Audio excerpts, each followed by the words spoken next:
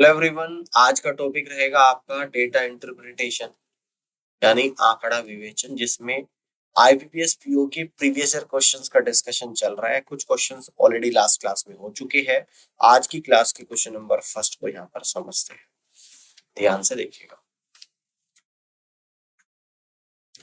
निर्देश दे रखा है कि निम्नलिखित तालिका का ध्यानपूर्वक अध्ययन करें और नीचे दिए गए प्रश्नों के उत्तर दें। 6 अलग अलग दिनों में 5 ट्रेनों में यात्रा करने वाले यात्रियों की संख्या सैकड़ों में आप लोगों को दे रखी है। ट्रेन है आपकी बी सी डी और ई। दिन है आपके सोमवार, मंगलवार, बुधवार, गुरुवार, शुक्रवार और शनिवार। क्वेश्चन है, गुरुवार और शनिवार को ट्रेन सी में यात्रा करने वाले यात्रियों की कुल संख्या। गुरुवार और शनिवार को ट्रेन सी में यात्रा करने वाले यात्रियों की कुल संख्या और शनिवार और ट्रेन ई में यात्रा करने वाली यात्रियों की संख्या के बीच का अंतर आप लोगों को बताना है। ट्रेन ई में कब का बताना है? शनिवार का। देखिएगा 7.83 और 9.84 को तो ऐड कर दूंगा और माइनस कर दूंगा 10.9। 7.83 प्लस 9.84 को ऐड कर दूंगा, माइनस कर दूंगा 10.9 और सैकड़ों में दे रखा है इंटू 100।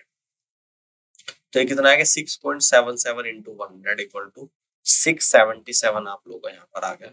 तो 677 ना ऑप्शन 1 है, ना सेकंड है, ना थर्ड है, ना फोर्थ है, यानी आप यहाँ से कह देंगे fifth is the right answer of this question, है ना। इनमें से कोई नहीं। क्लियर है? तो फिफ्थ ऑप्शन सवाल का राइट आंसर बनेगा। आगे बढ़ते हैं, अगले क्वेश्चन को समझिएगा। निर्देश, निम्नलिखित तालिका का ध्यानपूर्वक अध्ययन करें, नीचे दिए गए प्रश्नों को उत्तर दें। 6 अलग अलग दिनों में 5 ट्रेनों में यात्रा करने वाले यात्रियों की संख्या सैकड़ों में आप लोगों को बतानी है। ये ट्रेन दे रखी है आप लोगों को, ये आपको दिन यहाँ पर दे रखी है। पिछले दिनों की तुलना में मंगलवार को ट्रेन बी में यात्रा करने वाले यात्रियों की संख्या में लगभग कितने परसेंट की वृद्धि हुई? मंगलवार को, है ना, कितने प्रतिशत की वृद्धि हुई? 4.38 से 6.34 हो गया। अब देखिएगा यहाँ पे परसेंटेज इंक्रीमेंट 4.3438 से कितना हो गया? 6.34। तो डिफरेंस ले लेंगे ऊपर, 6.34 माइनस 4.38 मल्टीपल बाई 100, यानी कि आएगा 1.96 इंटू 100 डिवाइडेड बाई 4.38। अब इसको यहाँ पर सॉल्व करेंगे, यानी कि लगभग आप लोगों का यहाँ पर 45% निकल कर आएगा। तो इस तरीके से आप कह दोगे 45%, यानी fifth is the correct answer of this question. इस तरीके से क्वेश्चन को सॉल्व कर सकते हैं। आगे बढ़ते हैं, अगले क्वेश्चन को यहाँ पे समझते हैं। निम्नलिखित तालिका का ध्यानपूर्वक अध्ययन करें और नीचे दिए गए प्रश्नों के उत्तर दें। 6 अलग अलग दिनों में 5 ट्रेनों में यात्रा करने वाले यात्रियों की संख्या सैकड़ों में आप लोगों को बतानी है। किस रेलगाड़ी में यात्रा करने वाले यात्रियों की संख्या सोमवार से शनिवार तक लगातार बढ़ती है? किस रेलगाड़ी में सोमवार से शनिवार तक? अगर रेलगाड़ी ए की मैं बात करूं तो 4.55 से 3.54 हो गया, यानी कि घट गई, तो ये तो नहीं होगा। अगर मैं बी की यहाँ पे बात करूं तो 4.38 से बढ़ रही है 6.34, फिर घट रही है, यानी कि बी भी नहीं होगा।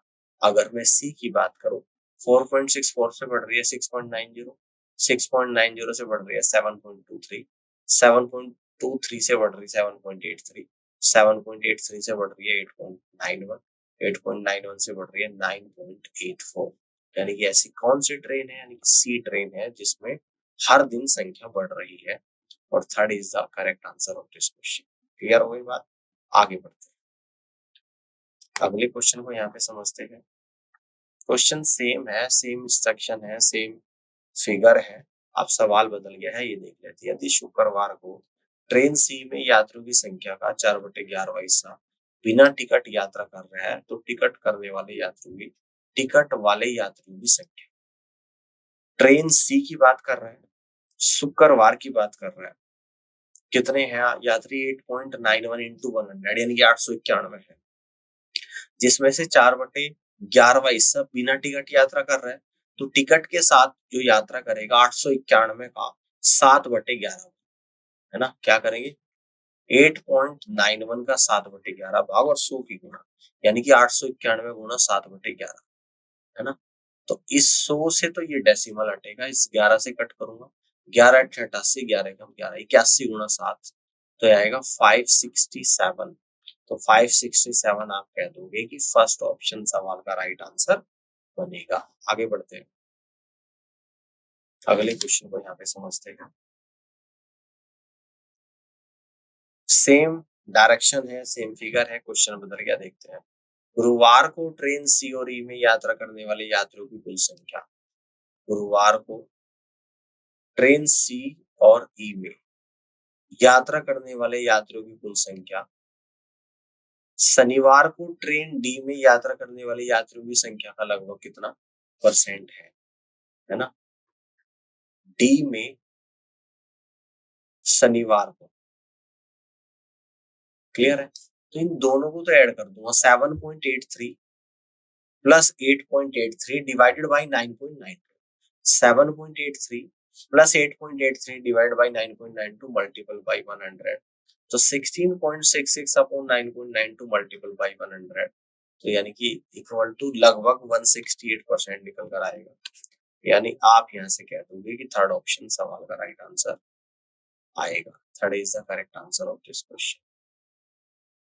क्लियर है, आगे की तरफ बढ़ते हैं, अगले क्वेश्चन को यहाँ पे समझते हैं। निर्देश, निम्नलिखित प्रश्नों के उत्तर देने के लिए तालिका का ध्यान पूर्वक अध्ययन करें। वे अभ्यर्थी जो 6 विभिन्न वर्षों में 4 विद्यालयों से परीक्षा में सम्मिलित हुए और उत्तीर्ण हुए, है ना। तो ये तो आप लोगों के स्कूल दे रखे ए बी सी और डी, ये आप लोगों के वर्ष दे रखे यानी कि ईयर दे रखे है 2004, 5, 6, 7, 8 और 9। उपस्थित हुए और उत्तीर्ण हुए, दो तरीके के है, उपस्थित और उत्तीर्ण।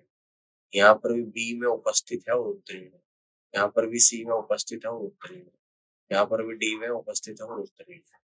कह रहे कि वर्ष 2008 में स्कूल सी से अनुत्तीर्ण अभ्यर्थियों की कुल संख्या कितनी थी। 2008 स्कूल सी से अनुत्तीर्ण, है ना। उपस्थित जैसे 354 हुए और सारे के सारे उत्तीर्ण हो गए, तो अनुत्तीर्ण तो बिल्कुल भी नहीं हुए, है ना।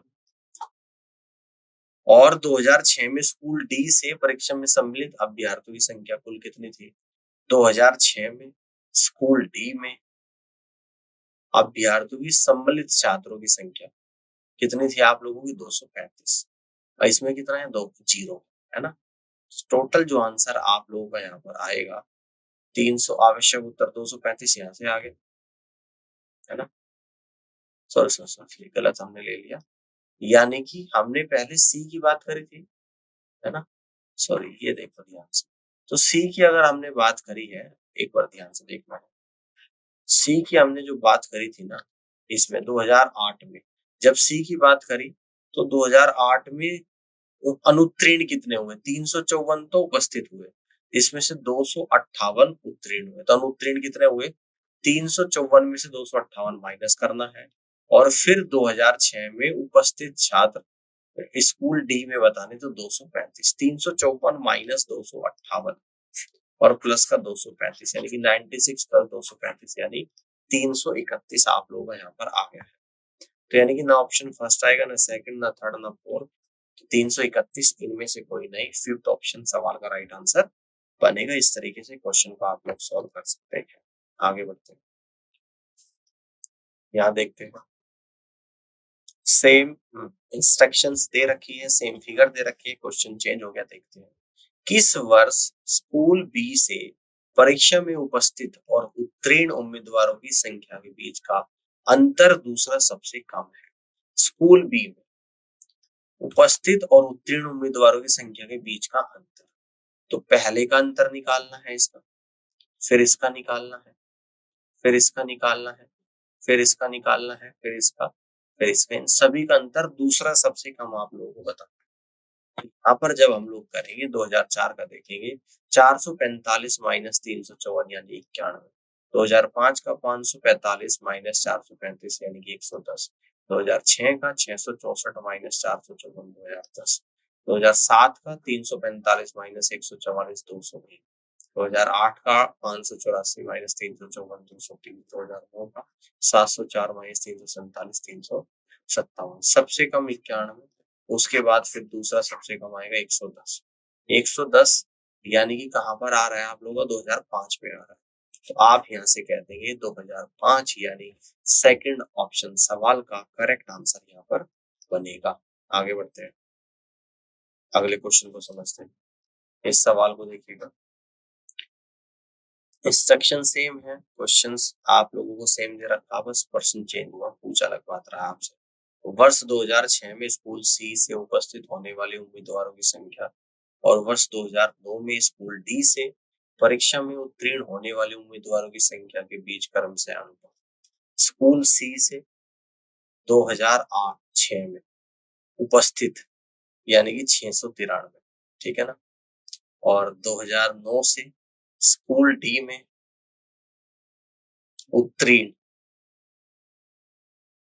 ठीक है, 693 अनुपात 252, तो 693 अनुपात 252, तो ये आप लोगों का कितना यहाँ पे निकल कर आ रहा है, ठीक है। ये 3 से कट करूंगा, 3 दूनी 6, 3 तीनों 3 ही कम 3, 3 अठे 24, 3 चौक 12, 21 से कट करूंगा 11 पर, 21 से करूंगा 4 पर, तो 11 अनुपात 4 आएगा, और 11 अनुपात 4 आप लोग यहाँ से कह दोगे कि फर्स्ट ऑप्शन सवाल का राइट आंसर बनेगा। आगे बढ़ते हैं, अगले क्वेश्चन को देखिएगा ध्यान से। सेम इंस्ट्रक्शन है, सेम फिगर है, क्वेश्चन देखते हैं। वर्ष 2005 में स्कूल बी से परीक्षा में उत्तीर्ण उम्मीदवारों की संख्या वर्ष 2008 में स्कूल ए से उपस्थित होने वाले उम्मीदवारों की संख्या का लगभग कितना परसेंट थी। बी में 2005 में उत्तीर्ण उम्मीदवारों की संख्या 435, 2008 में अगर ए की बात करूं तो उपस्थित यानी कि 546, तो 546 का 535 कितना परसेंट है, सॉरी 435, 435 डिवाइडेड बाई 546 और गुना 100, तो यहाँ पर आप लोगों का लगभग 80% निकल कर आएगा, और 80% आप कह दोगे यहाँ पे कि fifth is the right answer of this question. इस तरीके से सवाल को सॉल्व कर सकते हैं। आगे बढ़ते हैं, अगले क्वेश्चन को देखिएगा ध्यान से। निर्देश, निम्नलिखित प्रश्नों के उत्तर देने के लिए तालिका का ध्यानपूर्वक अध्ययन करें। वे अभ्यर्थी जो 6 विभिन्न वर्षों में 4 विद्यालयों से परीक्षा में सम्मिलित हुए और उत्तीर्ण हुए। स्कूल दे रखे है और यहाँ पर ये आप लोग के वर्ष दे रखे हैं, है ना, सेम है क्वेश्चन, तो बस आपका क्वेश्चन पलट गया यहाँ पे। पिछले वर्ष की तुलना में वर्ष 2009 में स्कूल ए से परीक्षा में उत्तीर्ण उम्मीदवारों की संख्या में लगभग कितने परसेंट वृद्धि हुई। 2009 स्कूल ए की बात करें, उत्तीर्ण उम्मीदवार 435, पिछले साल कितने 346, 346 से 435 हो गए, कितने परसेंट बढ़ गए। 346 से जो बड़े हैं 435 माइनस 340 गुना 100, 89 अपॉन 340 गुना 100, यानी कि लगभग आपका 9000 डिवाइडेड बाई 350 ले लिया, तो लगभग 26% का इंक्रीमेंट है। आप यहाँ से कहते हैं 26%, यानी कि थर्ड ऑप्शन सवाल का राइट आंसर यहाँ पर बनेगा। इस तरीके से आप क्वेश्चन को यहाँ पे सॉल्व कर सकते हैं। आगे बढ़ते हैं, अगले क्वेश्चन को देखिएगा। निर्देश, निम्नलिखित ग्राफ का ध्यान पूर्वक अध्ययन करें, नीचे दिए गए प्रश्न को उत्तर दें। 6 विभिन्न वर्षों में 3 विभिन्न बलों में भर्ती हुए सैनिकों की संख्या हजारों में, आर्मी, एयरफोर्स और navy. Number of soldiers recruited in 1000। 2005, 6, 7, 8, 9, 10 years they रखा है। सभी वर्षों में नौसेना में भर्ती सैनिकों की औसत संख्या कितनी है, ठीक है ना। नौसेना यानी कि आर्मी, तो आर्मी में कितनी है, देखो पहले यहाँ पे कितनी भर्ती हुई 2005 में, ये 1000 में दे रखी है, 15 गुना 1000, 15,000 यहाँ पर हुए, फिर 25,000 यहाँ पर हुए, फिर हुए आप लोग 45,000, फिर हुए 30,000, फिर हुए 75,000, फिर हुए आप लोगों के 85,000 की औसत संख्या आप लोगों को बतानी है। तो 5 गुणा 10 गुणा 15 plus, sorry 5 plus 10 plus 15 plus 30 plus 40 plus 50, ठीक है ना, समझ रहे हो?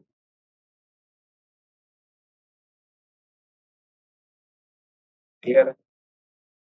अच्छा, नौसेना में पूछ रहा है भाई, ये ना नौसेना में पूछ रहा है, तो नौसेना होता है नेवी, यानी कि नेवी का बताना है। तो 5 है, 10 है, 15 है, 30 है, 40 है, 50, इन सभी को जोड़ूंगा, डिवाइड बाई 6 करूंगा, हजारों में दे रखी संख्या तो गुणा 1000, 5 10 15, 15 30, 30 60, 40 100 और 50 150, 150 गुणा 1000/6 यानी कि 25,000। तो यहाँ से आप लोग कह दोगे कि फर्स्ट ऑप्शन सवाल का राइट आंसर बनेगा। First is the correct answer of this question. इस तरीके से आप सवाल को सॉल्व कर सकते हैं। आगे बढ़ते हैं, तो अगले क्वेश्चन को समझिएगा।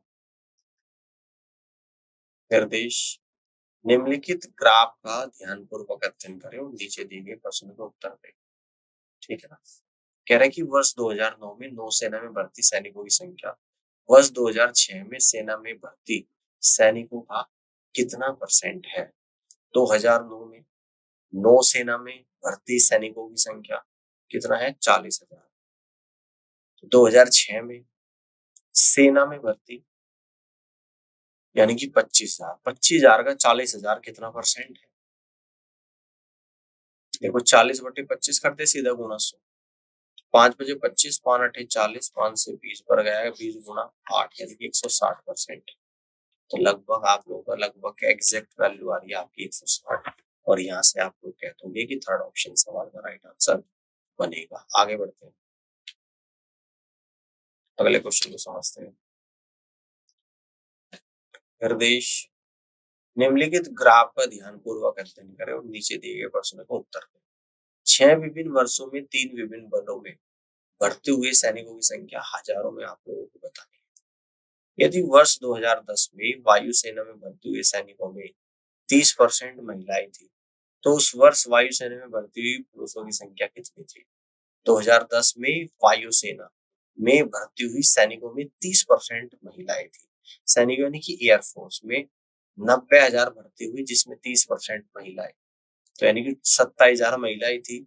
तो उस वर्ष वायुसेना में भर्ती हुई पुरुषों की संख्या, है ना? क्लियर है? ठीक है, 27,000 थी, और पुरुष कितने हो जाएंगे? 90 - 27 यानी कि 63,000। तो आप यहाँ से क्या कह दोगे? 90,000 का 17% निकाल लोगे डायरेक्ट, तब भी आपका 63,000 ही आएगा। तो इस तरीके से आप कह दोगे कि फर्स्ट ऑप्शन सवाल का राइट आंसर बनेगा। क्लियर है? आगे आ जाओ, ये भी सेम क्वेश्चन है, देखते हैं इसमें क्या पूछ रहा है।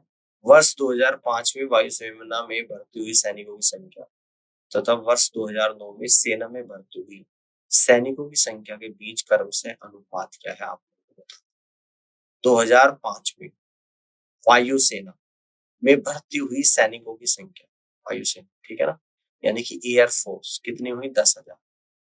और 2009 में भर्ती हुई सैनिकों की संख्या 2009 में कितना है आप लोगों का? 75,000। 10,000 अनुपात 75, 10,000 अनुपात 75,000 या 10 अनुपात 75 भी कहते हैं, क्योंकि आपको पता है कि थाउजेंड्स में गिवन है।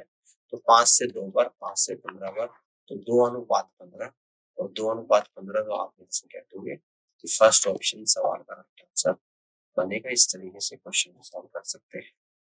ठीक है, आगे बढ़ते हैं, अगले क्वेश्चन को यहाँ पे समझिएगा। निर्देश, निम्नलिखित ग्राफ का ध्यानपूर्वक अध्ययन करें, नीचे दिए गए प्रश्न का उत्तर दें। 6 विभिन्न वर्षों में 3 विभिन्न बलों में भर्ती हुई सैनिकों की संख्या हजारों में आप लोगों को बताना है। क्वेश्चन में क्या बोल रहा है? पिछले वर्ष की तुलना में वर्ष 2008 में सेना में भर्ती हुई सैनिकों की संख्या में लगभग कितने परसेंट की कमी? 2008 में सेना में भर्ती हुई सैनिकों की संख्या यानी कि आर्मी 2007 में कितनी थी? 45, 45 से अब 30 हो गई, तो कितने की कमी आई? 45 पे 15 की कमी आई। ठीक है, तो यानी कि 15/45 गुना 100 यानी कि 1500/45, तो लगभग 33% की कमी आ गई। तो 33% की कमी, आप यहाँ से कह दोगे कि फिफ्थ ऑप्शन सवाल का राइट आंसर बनेगा। आगे बढ़ते हैं, अगले क्वेश्चन को यहाँ पे समझते हैं, इसको देखने का। निम्नलिखित पाई चार्ट का ध्यानपूर्वक अध्ययन करके निम्नलिखित प्रश्नों को उत्तर दें। कुल छात्र है 6500। विभिन्न पाठ्यक्रमों में छात्रों का प्रतिशत विवरण आप लोगों ने रखा है। एमबीए और एमबीबीएस में छात्रों की संख्या के बीच आधे के अंतर क्या है? एमबीए और एमबीबीएस, है ना? इन दोनों का डिफरेंस 26% माइनस 6% यानी कि 20%, उसका भी आधा 10% और 6500 का 10% कितना हो जाएगा? सीधा 650 रुपए। सीधा कर लोगे भैया, दोनों की संख्याओं के बीच का अंतर 6500 का 26 माइनस 6%, तो 6500 गुणा 20/100 यानी कि 1300। अब आवश्यक उत्तर उसका भी आधा यानी कि 1300 का भी आधा, 1300/2 यानी कि 650। तो फोर्थ ऑप्शन सवाल का राइट आंसर आए। आगे आ जाओ, अगले क्वेश्चन को यहाँ पे समझते हैं। निम्नलिखित पाई चार्ट का ध्यानपूर्वक अध्ययन करके निम्नलिखित प्रश्नों को उत्तर दीजिए। कुल छात्र 6500 है। बीएड के छात्रों की तुलना में एमबीए में छात्रों का प्रतिशत लगभग कितना अधिक है? बीएड की तुलना में एमबीए 18 से 26 कितना ज्यादा है? 18 पे 26 यानी कि 18 पे 8 ज्यादा है। 26 माइनस 18/18 गुना 100 यानी कि 44%। तो आप लोग कह दोगे यहाँ पे कि 44% ज्यादा है और फिफ्थ ऑप्शन सवाल का राइट आंसर बनेगा। आगे बढ़ते हैं, अगले क्वेश्चन को यहाँ पे समझते हैं। देखिएगा, निर्देश निम्नलिखित पाई चार्ट का ध्यानपूर्वक अध्ययन करके निम्नलिखित प्रश्नों को उत्तर दीजिए।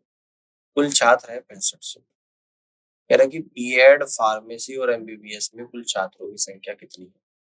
बीएड, फार्मेसी और एमबीबीएस 18 और 13 31 और 6 37। तो 6500 का 37% निकालना है। 6500 का 37%, सीधा कह दोगे आप लोग 2405। और 2405 कहाँ है? आपका ऑप्शन नंबर थर्ड है। तो आप कह दोगे third is the correct answer of this question. Clear? आगे बढ़ते हैं, इसको समझते हैं। निम्नलिखित पाई चार्ट का ध्यानपूर्वक अध्ययन करके निम्नलिखित प्रश्नों को उत्तर दीजिए। कुल छात्र 6500। फार्मेसी में छात्रों की संख्या और बीटेक में छात्रों की संख्या के बीच क्रम से अनुपात क्या है? फार्मेसी और बीटेक 13% और 7%, तो 13:7 क्वेश्चन का राइट आंसर बनेगा यहाँ पे 13:7। क्लियर है? आसान क्वेश्चन था, ठीक है ना? अब आगे बढ़ते हैं। कह रहा है कि बीएससी में विद्यार्थियों की संख्या बीएड में विद्यार्थियों की संख्या का लगभग कितना परसेंट है? बीएससी में 30 है, बीएड में 18। तो 18 का 30 कितना है? 30/18 गुना 100 आ जाएगा। 30/18 गुना 100, 3×18, 5×6 इसको ऐसे कट करूंगा, 6×5 30 और 6×3 18, 5/3 गुना 100 यानी कि 167%। तो 167% यानी कि first is the correct answer of this question. Clear है? आगे बढ़ते हैं, अगले क्वेश्चन को यहाँ पे समझिएगा।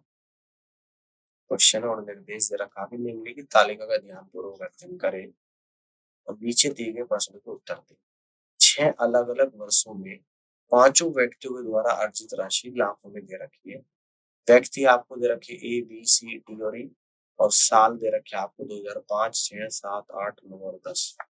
वर्ष 2006 में व्यक्ति बी की कमाई, 2006 में व्यक्ति बी की कमाई, वर्ष 2008 में व्यक्ति सी की कमाई, 2008 में व्यक्ति सी की कमाई, ठीक है। तो सब वर्ष 2005 में व्यक्ति ई की कमाई का औसत है। तो इन सभी का औसत 3.34 plus 5.83 plus 1.69 divided by 3। 3.34 plus 5.83 plus 1.69 divided by 3 lakh यानी कि 10.86 डिवाइडेड बाई 3 लाख यानी कि 3.62 लाख। तो ये आप लोगों का निकल कर आएगा 3.62 lakh. That means first is the correct answer of this question. इस तरीके से आप क्वेश्चन को सॉल्व कर सकते हैं, ठीक है। आगे बढ़ते हैं, अगले क्वेश्चन को यहाँ पे समझते हैं। देखिएगा, ये आपका इंस्ट्रक्शंस है, चित्र बिल्कुल सेम है। सवाल पढ़ लेते हैं कि सवाल में क्या पूछ रहा है। वर्ष 2007 में व्यक्ति बी के द्वारा अर्जित राशि और वर्ष 2010 में व्यक्ति डी के द्वारा अर्जित राशि के बीच क्रमशः अनुपात क्या है? 2007 व्यक्ति बी के द्वारा अर्जित राशि 2.79, 2010 व्यक्ति डी के द्वारा अर्जित राशि यानी कि 9.45, 2.79 इज टू 9.45, तो ये रिक्वायर्ड रेशो आप लोगों का निकल कर आएगा 31 इज टू 105, यानी कि second is the right answer of this question. तो सेकंड ऑप्शन सवाल का राइट आंसर बनेगा। क्लियर हो गई बात? आगे बढ़ते हैं, क्वेश्चन को समझते हैं। यहाँ पे इंस्ट्रक्शंस आपको दे रखी है, ये टेबल है। पिछले वर्ष की तुलना में वर्ष 2010 में व्यक्ति डी के द्वारा अर्जित राशि में लगभग कितने परसेंट की वृद्धि हुई? 2010 व्यक्ति डी के द्वारा कितने की वृद्धि हुई? 8.42 से 9.45 हो गया।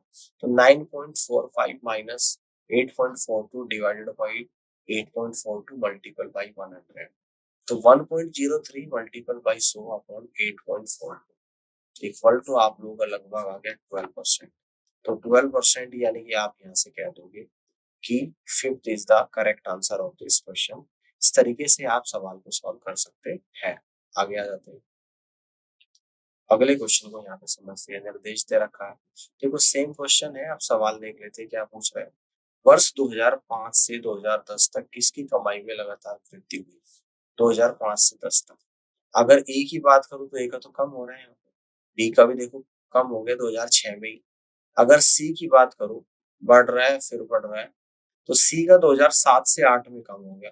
अगर मैं डी की बात करूं 2005 में 3.73 लाख, 2006 में 5.52, फिर 5.68, फिर 6.74, फिर 8.42, फिर 9.5, यानी कि हर बढ़ता जा रहा है हर साल के हिसाब से। तो यानी आप यहाँ से कह दोगे D option, sorry fourth option सवाल का राइट आंसर बनेगा। इस तरीके से क्वेश्चन को कर सकते हैं। आगे आ जाते हैं। आज के सेशन को देखने के लिए आप सभी का बहुत बहुत धन्यवाद। उम्मीद करता हूँ आज की क्लास आप लोगों को समझ आई होगी। अब डीआई के कुछ और क्वेश्चंस भी है जिनको हम लोग अगली क्लास में डिस्कस करेंगे। फिलहाल के लिए इतना ही। Thank you so much.